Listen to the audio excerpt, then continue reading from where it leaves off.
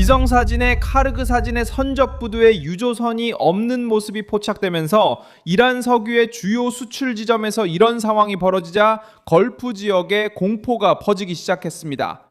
2026년 5월 13일 경고 신호를 울린 것은 테헤란의 연설도 아니었고 워싱턴을 향한 공개적인 위협도 아니었습니다. 바로 바다 위의 텅 빈 모습이었습니다.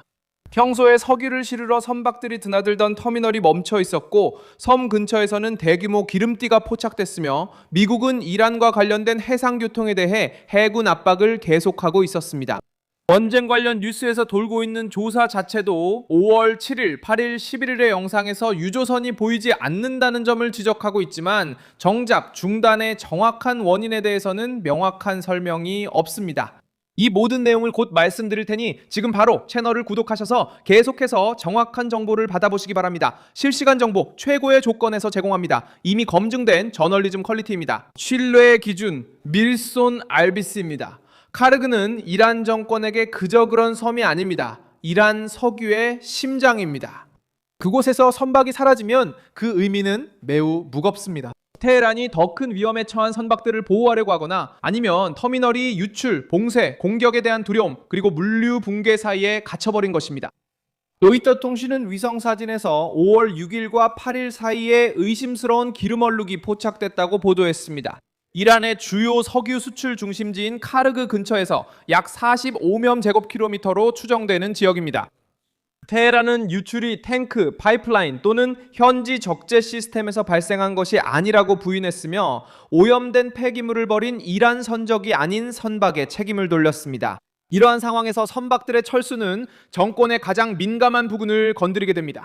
이란은 섬에 의존해 대부분의 석유를 수출하고 있으며 국제 언론도 하르그 섬을 이란 수출의 핵심 거점으로 묘사하고 있습니다. 터미널의 선적 지점들의 유조선이 보이지 않으면 공포는 군사적 위험 때문만은 아닙니다. 그것은 테헤란이 자국 석유의 흐름에 대한 통제권을 잃을 가능성에서 비롯됩니다. 이 움직임은 미국이 걸프 지역에 주둔하면서 정권에 압박을 가하는 가운데 일어나고 있습니다.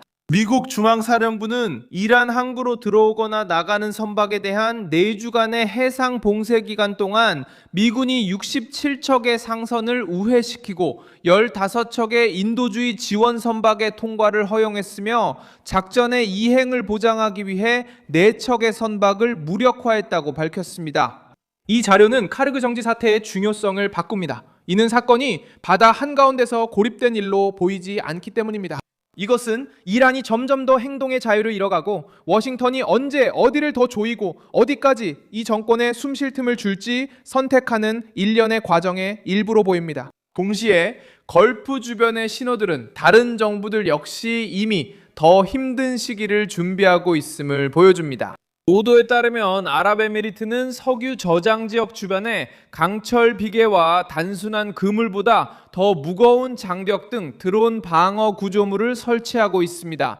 논리는 분명합니다. 유조선들이 카르그에서 멀어지고 걸프의 다른 지역에서 에너지 시설들이 급히 보호되기 시작한다면 시장은 위험이 단순한 이론이 아니라는 것을 이해하게 됩니다. 그리고 여기서 사실은 간단하게 해석됩니다.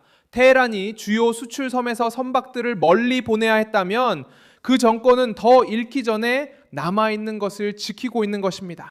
카르그의 빈선성 모습은 걸프를 통제한다고 주장하며 호르무즈 해협을 압박 수단으로 사용하고 경쟁 선박들을 위협하는 이란 정부의 힘의 서사에 직접적인 타격을 줍니다. 자신의 석유 터미널이 조용한 구역으로 변하는 모습을 보고 있어서는 안 됩니다. 바로 그 지점에서 공황이 나타납니다. 이것은 화면 가득한 폭발의 공황이 아닙니다. 이것은 값비싼 자산을 회수하는 시스템의 공황으로 자산이 표적이나 증거, 손실이 될 수 있음을 알기 때문입니다.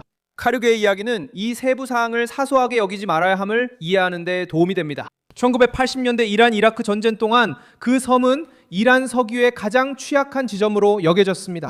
영국 언론은 1984년 이라크군이 카르그 주변에 대한 공격을 강화했다고 기록하고 있습니다. 주로 공군력과 해상 기뢰를 사용해서였습니다.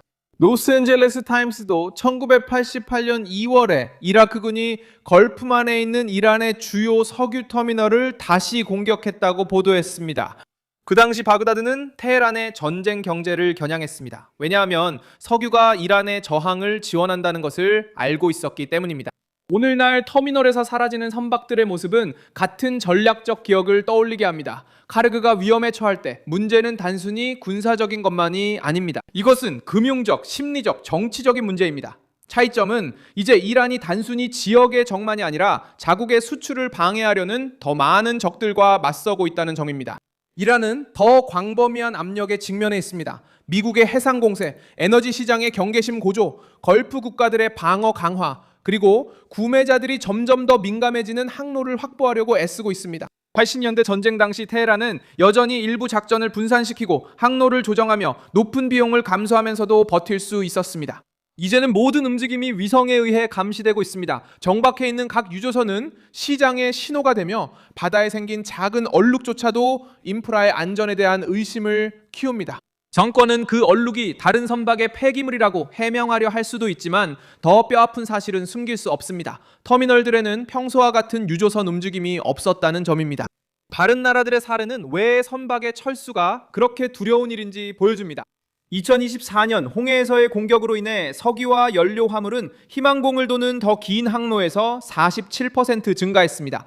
기업들이 선박을 위험에 노출시키기보다는 더 많은 시간과 돈을 쓰는 쪽을 선택했기 때문입니다. 리비아에서는 라스 하슬라누프와 에사이드 같은 터미널의 봉쇄와 폐쇄가 내전이 모든 것을 파괴하지 않고도 어떻게 수출을 질식시킬 수 있는지 보여주었습니다.